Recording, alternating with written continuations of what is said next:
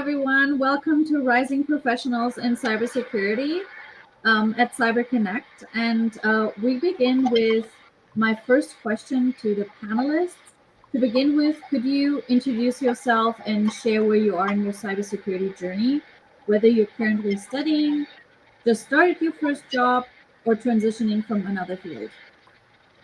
Hi, my name is Malaysia. I am currently in grad school, getting my master's in cybersecurity. I am a pivoter.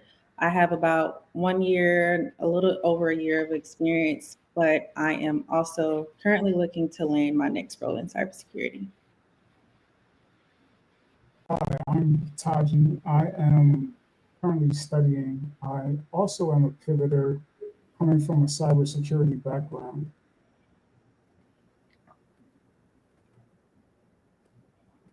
Hello, my name is Tijan Hydera, and I'm currently pivoting into security, but I have a help desk background over the last 7, going on 8 years.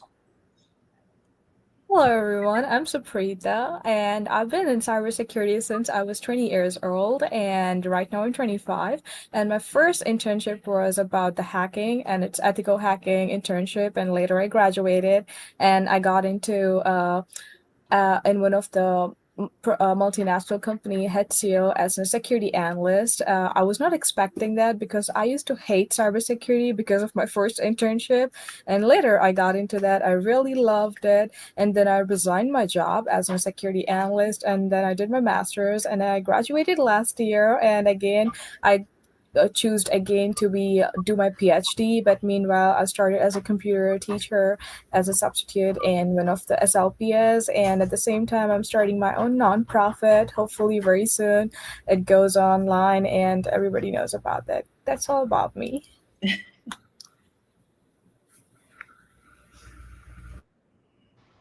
Excellent. So I'm going to come up with our next question, which is cybersecurity is a broad field.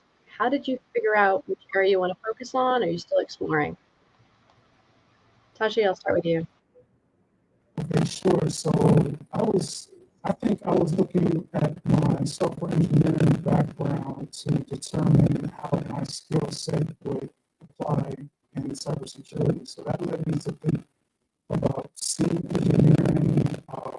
Also have an interest in. Hold on, Taji, we're having some mic issues with you. I actually have you frozen on the screen, and I'm not really hearing what you're saying. I totally want to hear your answer. Okay, so you're back now. Maybe we can just start that over. Like, let me see if I can hear you properly.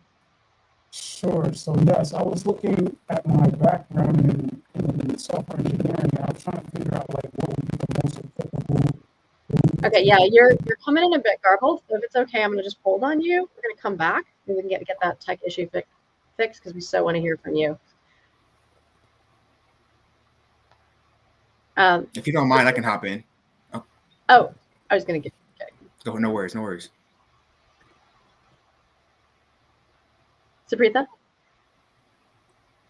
I can go with that. Yes. To be honest, yeah, cybersecurity is really, really broad. And when I started my journey when I was 20 years, and I used to only think cyber is all about hacking, and which is like all about coding, which I don't want to do it. And I started internship. But I feel like when I started exploring cybersecurity when I was doing my job, and I felt more and more challenging, like SIM tools and SOAR tools, and at the same time networking and ethical evidence based.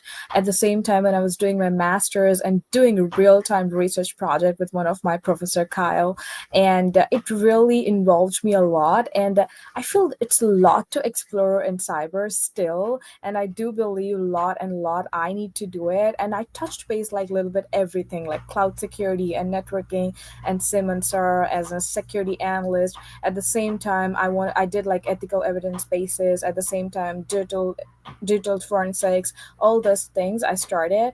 But right now, I decided I want to be a researcher in cybersecurity, and I'm really focusing more on dark web because I want to do research more about the dark web threat research and everything. So I feel that's really I'm very, very interested. Hopefully, I will explore more into dark web threat researcher and learn more about the dark web and how to tackle all this dark webs and how to eliminate the illegitimate access going on in dark web. I feel I'm interested in that. At the same time, I'm very much interested in cybersecurity awareness, spreading a word about the cybersecurity awareness because a lot of people need that one because nobody knows about the cybersecurity. What is that?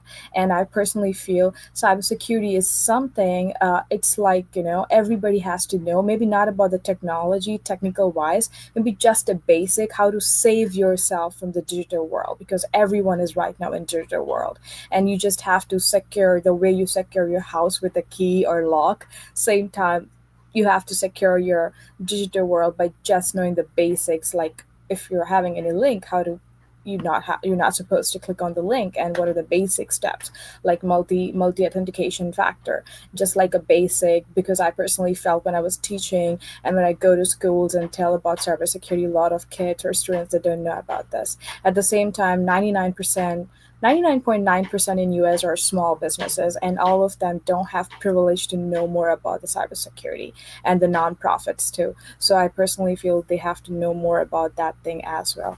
So yes, awareness, spreading the word about the awareness and dark web researcher. I'm really very interested to do in my future, and hopefully my dream job is not so, and hopefully I land one day, like after 5 or 4 years. I'm working on that. Yes, I think yeah. Spreading the word about the cybersecurity awareness and dark web researcher. I love that. Taji, I think you're back. Let's see if we can hear Hope you. so. It seems like it's still freezing. Okay. We're excited to get you back when we can, but I'm going to turn it to John. All right. So there are many avenues in cybersecurity, as one may know. My type of learning style, I definitely look at it like a house. I want to start with the foundation and build it up to that multi-million-dollar home that everybody dreams about. And over time and consistency in doing, you can do just that. Um, I looked into various pathways on Let's Defend, Try Hack Me, but also content creators on YouTube. Um, a lot of people are exposing what they do on a day-to-day basis within cybersecurity, and that gives you a great insight on what you might possibly be doing with certain roles.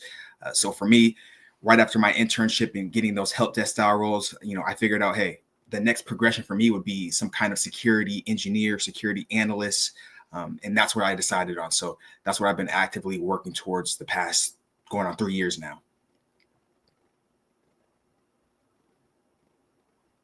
Great. Malaysia? I think how I decided what path I wanted to take was learning from my experience in undergrad. So my undergrad degree is in business management, and I was a first generation college student. So early in my career, I kind of had some detours and mistakes along the way. And when I started grad school, I realized I knew that I didn't want to. I had enough knowledge. I grew enough in life, so I knew that I could take a different route and figure out the proper way into deciding what my career path was. So I just did a lot of research, did a lot of Googling on the different career paths in cybersecurity, and determine a roadmap for myself and what the actual end goal, career goal would be. So I think anywhere from just starting out stock analyst, risk analyst, and the end goal being security engineering. So Fantastic. All right. I think Taji is going to leave and come back, so we'll just kind of keep going. We have a lot of questions in the chat. I'm going to start putting them on the screen. And Francesca, you want to leave this one?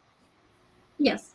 The question is, can you recommend any cybersecurity conferences, blogs, or forums that are valuable for beginners? Blogs or forums? Yeah, I can go that if you don't mind.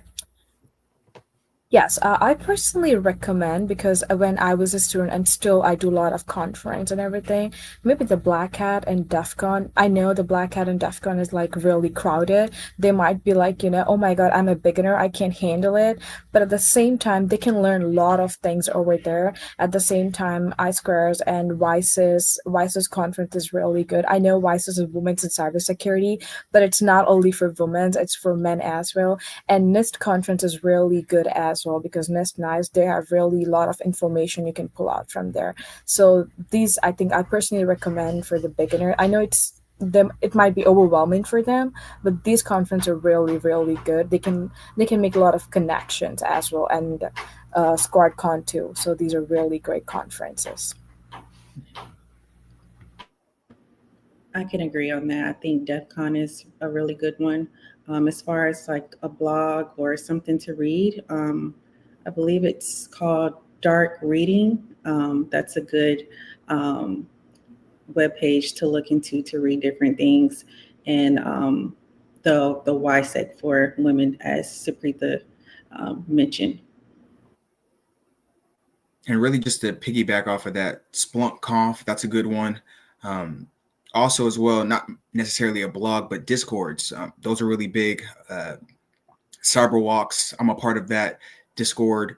Um, Textual Chatter is another good cybersecurity Discord. So there's plenty of different Discords, whether that be with Try Hack Me, Let's Defend, where you can connect with other like-minded cybersecurity professionals and branch out from there. So keep that in mind. All these platforms tend to have their own Discord where you can link up, join, and interact with people that have interests just like you.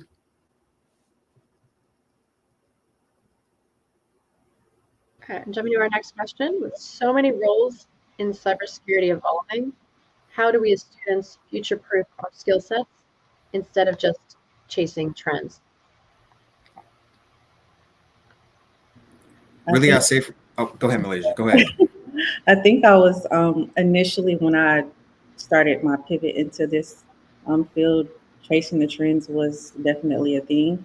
I think you need to figure out what path it is that you want to take in cybersecurity and continue to build on from there.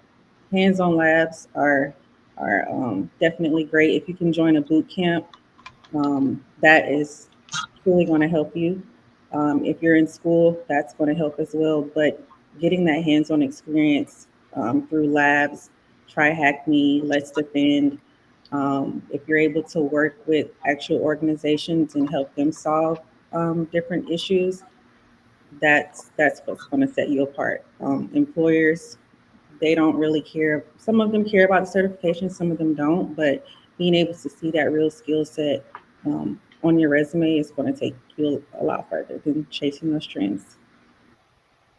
Yeah, and I would just piggyback off of what Malaysia said. You have to be willing to invest in yourself. So whether that be a company is paying for your subscription on Try Hack Me, Let's Defend, you have to be able to use the new tools. And if you don't have the means to do so, platforms like that will be able to help you stay current on what's coming out and what's going on in the whole cybersecurity landscape.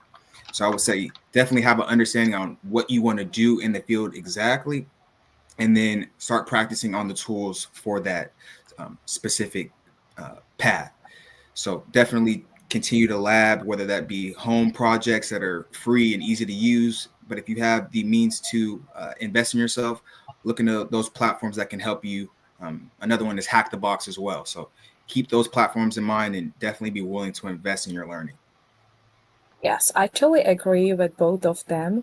And I want to add something else. If you're a student and you don't know what you want to do in cyber, we all know there are so many different roles we have in cyber. Maybe you can try hackathons and CTFs where you will know you can explore a lot of like, fields in cyber because they're going to ask you so many questions and each question belongs to different field. Then you will understand where you wanted to get in future, or you might be like, oh, I'm interested in this, and then you can start doing as they said, like go for the labs and do certifications.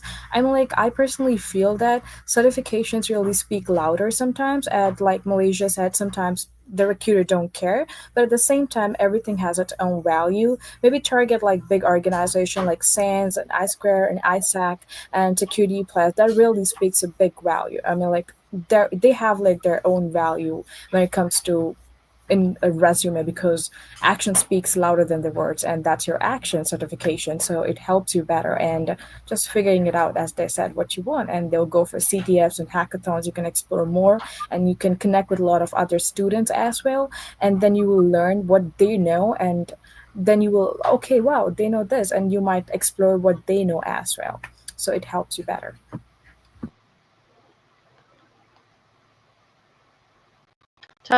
Taji, we're so happy to have you back. Yeah, happy to be here. Can you hear me? Yeah, we can hear you. Can you switch your camera? Get it so you can join it. Yep, just turn it if you can, if you have the ability to. Okay. Just turn it on landscape. There you are. Here. Yep. All right, cool. Excellent. All right.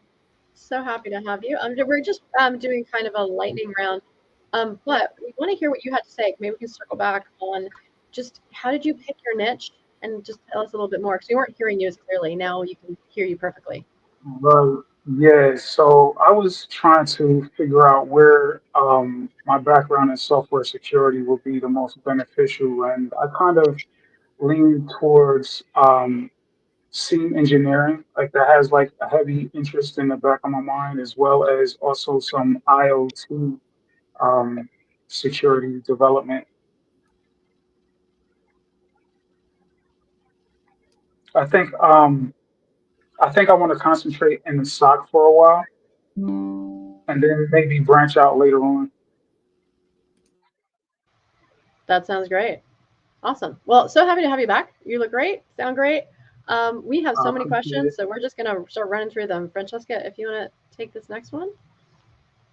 So the next question is, what is one technical challenge in cybersecurity that you find particularly fascinating or exciting, and why should students be aware of it?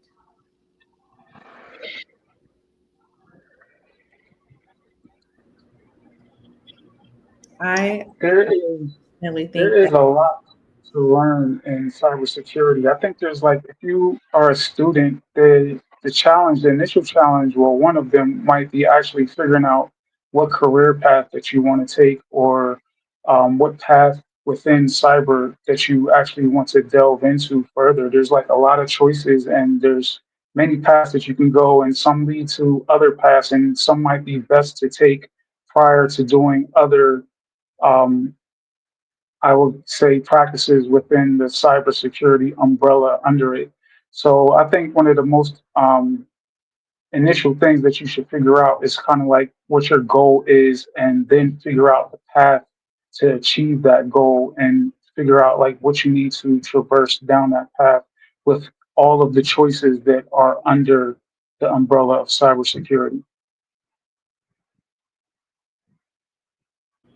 I think that detection engineering is a fascinating um, cybersecurity challenge, technical challenge, and mapping back to MITRE. I think initially it can be really daunting. It sounds super scary, sounds big words, but once you practice with it a little bit, and the more you practice with it, you'll really understand that it's not scary at all. It's actually super fun, and you make a huge impact when you're able to successfully map something back to MITRE and secure or improve a business's security posture. Yeah, I would say hacking, because a lot of people think hacking is very difficult and it's technically very challenging. And then people keep trying that, and people think like by seeing movies, oh, we can hack this like within 10 or 2 minutes, the way we all say in movies. But it really takes sometimes months and sometimes years to find the vulnerability where we can, like, inject our payload or something like that. So it takes a lot of time. It's not like just within few minutes or seconds we can hack some servers or some organization. It's not like that. That students have to understand. And at the same time, I have seen like when I started learning about hacking or ethical hacking, a lot of students like they really learn super quickly. At the same time, being ethical is very important in hacking. That's very, very important. Like a lot of students and young generation like me, they really faces this challenge being ethical in that. So they have to understand that part whenever you're learning something. Make sure you use it only for good, not for bad, because the way you're hacking, some other person can hack you and get you. They can caught you as well. So you have to be careful about that part. So I feel hacking is like most challenging, and students have to be aware being an ethical hacker, not like illegal hacker. And just for me, really quick, I would say, in my opinion, automation.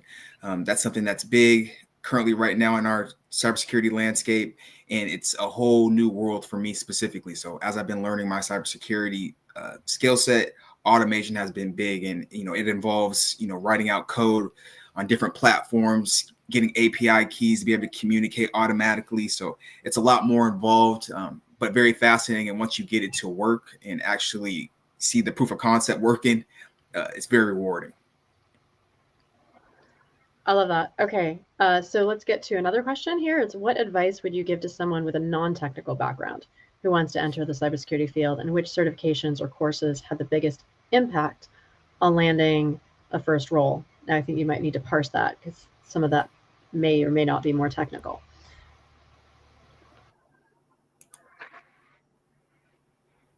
For someone non-technical that wants to traverse down this pathway, I would say learn the basics. Like you want to get networking, you want to have an understanding of networking and how computers talk to each other and the OSI model and things of that nature. Like you really need to understand the basics first before you get further into um, cybersecurity itself per se. So you want to have like a very well-grounded understanding of the basics. And then there's like certain certifications that you should aim for, and probably other ones that you should not try immediately. My suggestion would be what is it, ISC2? They're still offering free CC certifications, and that's like a good base level certification to go for.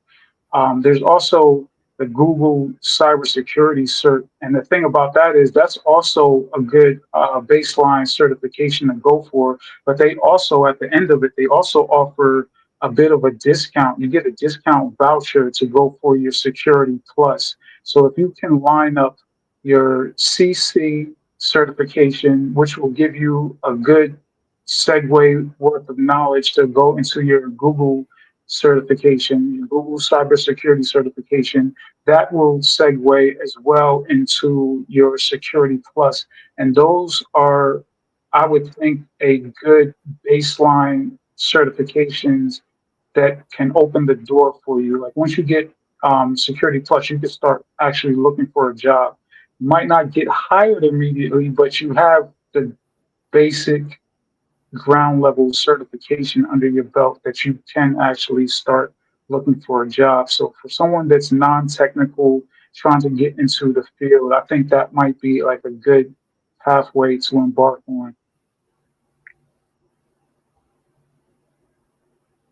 Amazing. And next question is, why do many organizations struggle with patch management, and how does this create cybersecurity risks? What was that? Patch management? Yeah, it was patch management. Okay. Um, Off the top of my head, just like based on different news articles or whatever, I think there's probably like a lot of red tape and bureaucracy involved with getting a patch in place, perhaps. If there's like a non-standard patch, then something might need to get reviewed along the lines, and then after that, get approved before it's actually applied. So patch management is something that I would say higher executives might not always fully understand or be willing to invest the time and efforts into getting completed. all the time. That's not for every single case or every single company, but that could be some of the problems that lead into like a patch not being applied in a timely manner. And just to piggyback off of that, I work at a university and we have certain systems on campus that, for instance, have proprietary software, and those pieces of software can't run on current operating systems. So we knowingly take on that risk because those systems, you know, can provide work stoppage if they go out, and it provides security to the whole campus. So there's certain scenarios where patch management can be tricky because of those certain caveats. So I definitely think it still creates risk, but it's more so risk that the organization acknowledges and accepts based off of what the need is for the organization. Good Yes. point. Yep. Yeah, I definitely agree with them. And he asked a question: how does it create a cybersecurity risk when there is no I mean, like when there is not properly done when it comes to patching, and then the tools will not get the locks or any alerts, then it will be a problem. I mean, like they're not going to get a data of any organization, maybe like some maybe some bank sim tools were not connected, not done patched properly, then we're not going to get their logs or their data. Then if somebody was trying to do illegitimate things, then we don't know what's going on. So that's how it creates risks.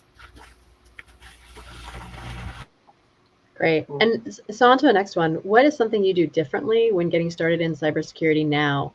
How would you incorporate AI? What things would you avoid or not do?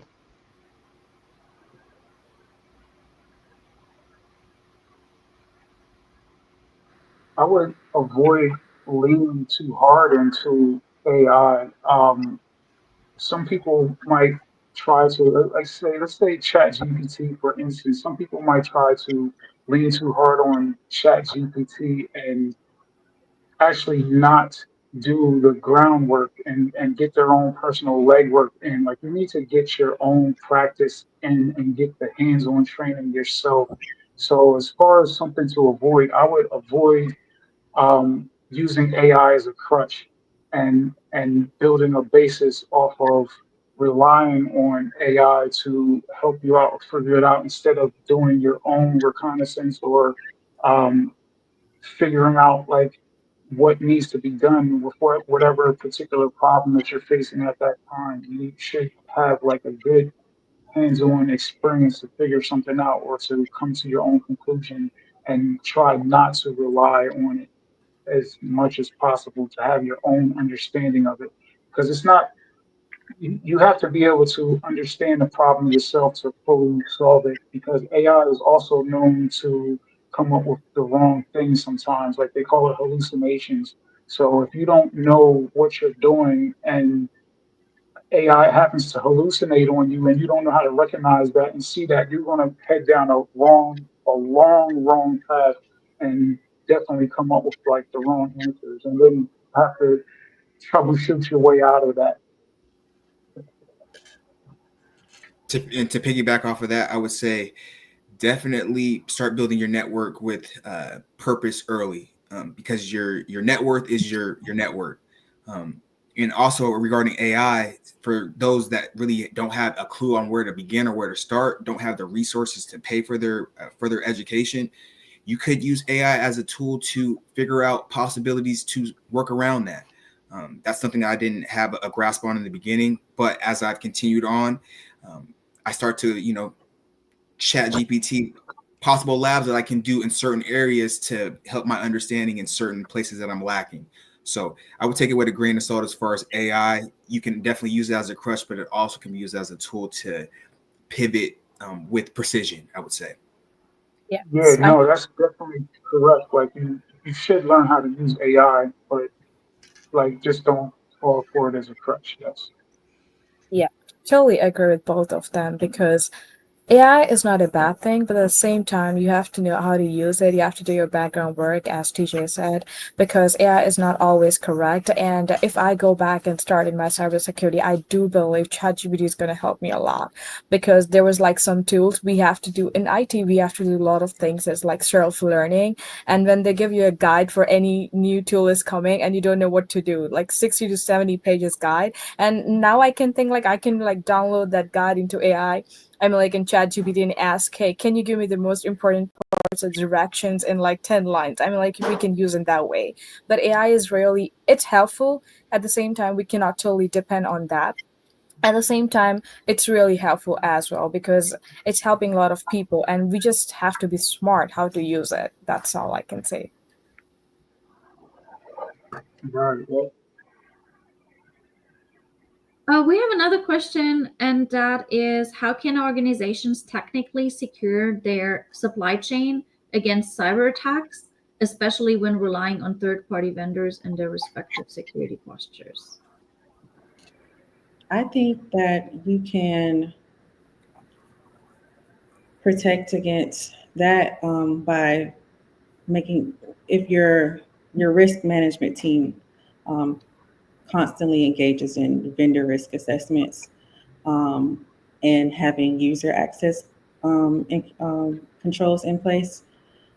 Just making sure you're aligning different controls with the organization's policies and making that vendor um, assessment a priority in organizations. Of course, there's more that you can do, but just from my understanding and what I've learned, I think those are some key ways to get the process started. And then also meeting with those third party vendors, being that you're relying on their tools, you might have to sit down and do tabletops to see, if this happens in our environment, how would that tool help us remediate, detect, what have you.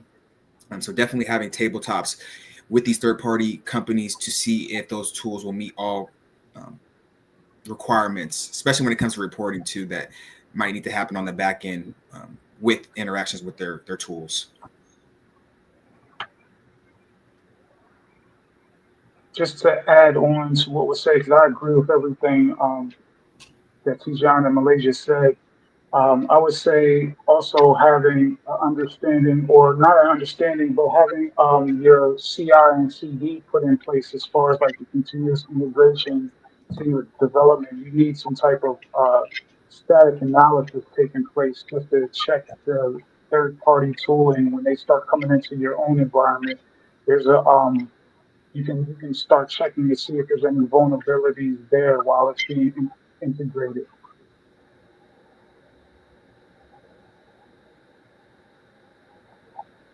All right, next So that should question. be done in I'm sorry. That should Oh, be go done for in it. combination with everything that they were saying earlier.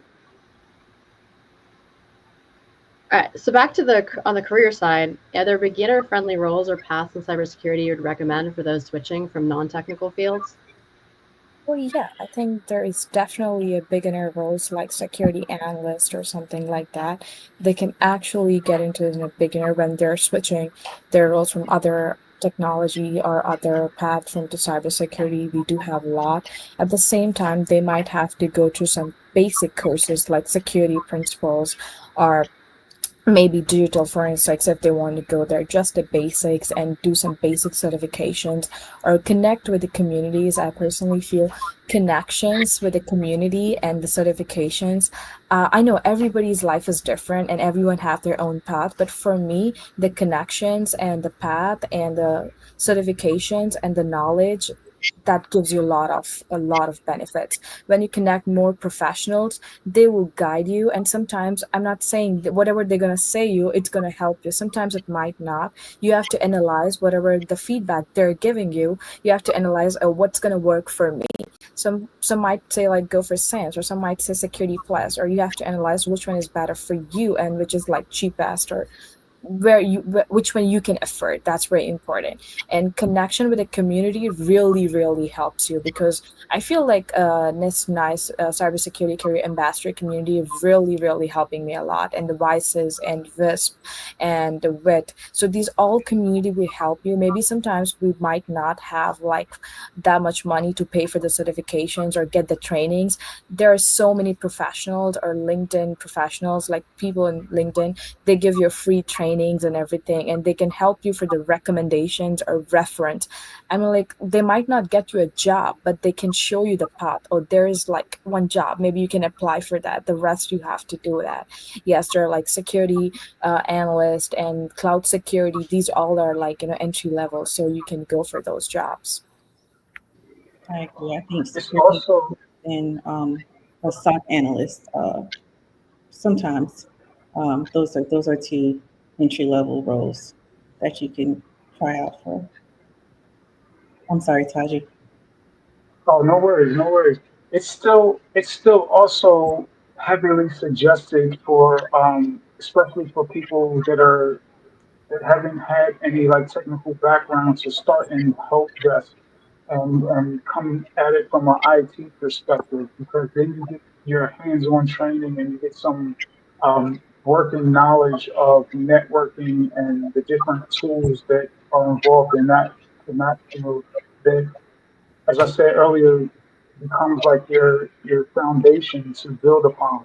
So it's a help desk job is still heavily suggested to start off, and for people that have not um, had a technical background. Another question arised: what mindset or habits should students develop to stay relevant in the cybersecurity industry over the next 5 to 10 years? Right off the bat, for me, I would say consistency. You have to be. I adopted the. I didn't come up with it, but I adopted this mindset. You got to lab every day. Um, Either you use it or you lose it. So to be effective in this field, you consistently have to be learning new skill sets, working with new tools, and that will help you stay in the field for the long run. Yes. Also, having a sense of curiosity helps out.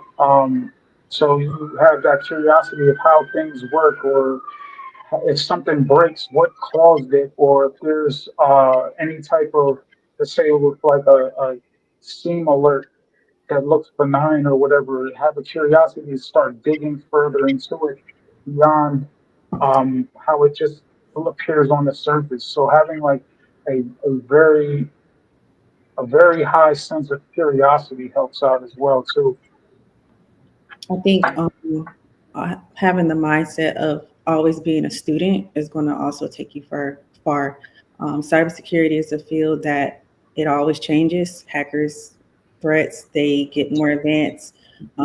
There's AI is now introduced where, there are different attacks and methods that can be used to help a lot of people achieve goals in whatever they're trying to do. So you have to be able to adapt and you have to be able to change. So you continuously need to be learning. You have to be a student to this industry. I totally agree. I totally agree. Whatever they said, like skills are very important, and learning thing is really important. The most important thing is being patient and always being positive mindset. That's like really, really important in the whole world. At the same time, when you're in cyber and you're applying for more jobs, you will constantly hear no, and you have to take that no. That's very, very important. And when it comes to skills, yes. When I was in a conference like last month, they did a research on data, like why normal people cannot get into cybersecurity, because 40 to 50% recruiters told that they don't have right skills for the right job. So skill is really very important. And the second thing is behavior, because some people does have skills, but they don't have the right behavior to do the job. So that's these two are very important. And being patient at the same time, taking rejections, no's, that's really important.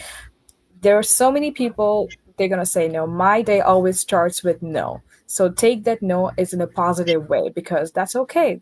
They lose you, not I feel that way, like they lost me, I didn't lost them. So there's always a lot of opportunities, and the right time will come, and the right place and the right person will get you. Just be patient and keep trying it. That's very important. So another question, how should you go about experimenting with various cybersecurity tracks? So SOC analyst, GRC, cloud, before selecting a track to study as a student. That's a simple one. Like I said earlier, definitely get on platforms like Try Hack Me, Let's Defend. Does that come at a cost? Yes. But again, if you are currently working a help desk style role, talk to your manager, talk to your lead, see if the company will provide the subscription and carry and cover that cost so you can access and do continuing learning, because those pathways on those platforms are great for testing the water, seeing what you like and what you don't like. I know for sure I don't want to be a pen tester, so I don't even involve myself in those pathways on Try Hack Me. But I want to be a security analyst, so I'm deep into those specific pathways and learning the tools for that pathway. Heavily agree. There's Try Hack Me. There's Cisco. I can't think of the name, but Cisco has a web academy as well. There's like free pathways over there. There's Hack the Box. Um, like you said, Let's Defend. There's just like there's several different platforms that offer learning environments that you can get your hands on and figure out like what path that you want to take. And some of them also have um, pathways, so you can see what steps you can take to end up where. So if you get onto these platforms that Tijan has suggested, then you can see like the learning pathways and try to figure it out from there. And you can kind of like dabble in a room or two that are involved in that pathway and see how you like it. You can get a feel for it, and if that's something that calls to you or you find like highly interesting, you can submerge yourself even more after that. I agree. And what you were mentioning earlier, it's Cisco Network Net Acad, and that is a Yes, really yes. great tool. I've used it. I've earned a badge in there, and a lot of great material. A lot of it's free, and they also have a lot of different tools like Packet Tracer for helping out with that networking and stuff. So that is a really great tool. I would definitely suggest using Cisco. And I wanted to add one more point as we do have a lot of open sources too. Those are like free. It might not get you like certifications, but it can give you a lot of knowledge, and you can build up in communities or CTFs or join the teams in Slacks or something, and like a Security Onion and Zeek. So these all are Wireshark. Those are networking. I mean, like they can help you like a little bit learn about the SOC as well, and the Hive, and these all are so many other open resources in cybersecurity. Those tools can help you learn more about cybersecurity and gives you a lot of knowledge. And when you're ready for certifications, then you can pay and you can get easily the certifications too. And a lot of workshops too, a lot of organizations does the workshops as well. And if you're a student, please join this community talent, not the community talent. Every organization have a talent cyber talent group in their organization. Please join those groups, like WWT has that, MasterCard has that. Those called cyber talent, and they take students, and whenever they have any competitions, and they do provide you free workshops as well. And when you does the free workshops and when you participate in their talent programs, they can even offer you internship if you're doing good, and that way they can do that. Another question that we have is I want to know how hands-on experiences like CTNs and cyber labs can prepare me for real-world cyber threats. Yeah, I definitely have experience with actual cyber attacks. Um, Even though I don't have a cybersecurity position yet, like for instance on Let's Defend, on those SOC alerts that they provide to paid members, you get actual CVEs that are real that you can investigate that could possibly be affecting companies right now.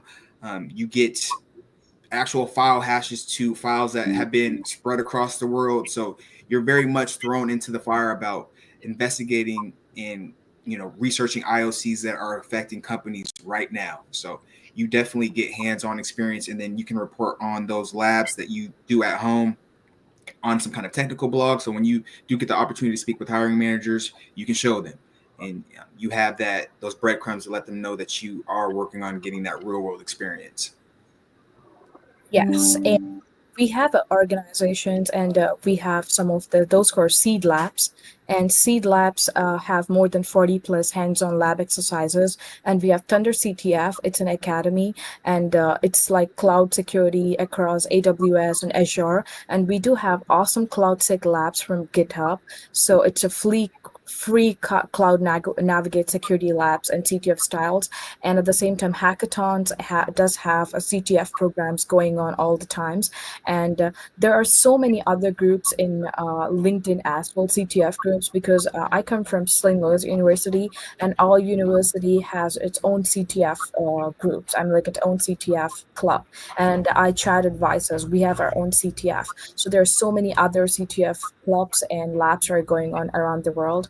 And sometimes like Coursera have their hands-on labs experience, and Skillsoft have their labs on cybersecurity. These all are the apps you can explore. At the same time, Google sometimes give you a free cybersecurity labs on hands-on experience. At the same time, some of the university like Harvard and Oxford, they're giving you some free cybersecurity lab hands-on lab experience as well. There's so many free labs, so many universities and organizations and so many clubs during LinkedIn as well. They're providing you free hands-on lab experience. Please try those. There are so many all the time. It's just like you have to apply for them. I always believe we have so many resources in this world. It's just we don't know. We just don't know. That's the only thing. And make connections as much as possible. You never know who's going to knock your door and say you have this opportunity over here. You never know. Make connections and find for the resources whenever you find. Don't say like, don't think like, oh, I don't think so, I'm going to get this. You never know when you're going to get that. So please try it. Try and give your 100% effort. Definitely something will come up into you. Something will come up for sure. And just a What you quick get question. out of Go ahead. Go ahead. what you get out of it from completing and getting involved with the CTFs is you're working on your mentality, you're working on problem solving skills, and you're working on ways to think out of the box to help solve these CTFs. So if you're looking for what you get out of it or how it helps you with your mentality and the way that you're thinking about it. Like you might get stuck and you have to think about like solving a problem from a different angle or trying a different way to get at the flag or help you resolve the issue, right? Like what you're really getting out of it is a mentality and a way of thinking about solving problems and when one thing fails to resort to another way. How can I work my way around something that did not work previously? If I can't get to the flag this way, what else can I do to actually get to the flag and achieve the goal? So what how that helps you is it's giving you a mentality and a way of thinking about solving problems that you might not have prior to that. And it's also, it's even with like team capture the flag efforts, you're learning to work and solve problems with others. That gives you like your team based um, experience, like working with others and learning how to solve problems with multiple people. Thank you. The last question that we have was a prepared question. Imagine talking to your past self one day, and what would you say now that might have been made your journey smoother or more fun? What would be the last question for you guys? Um, I would say to not be so hard on yourself. That's what I would say to my past self, and keep learning. The more you learn, you'll just see the value. It's invaluable. Just keep learning, and don't doubt your ability. Anybody can do cybersecurity. Just be a student. Be open to learning.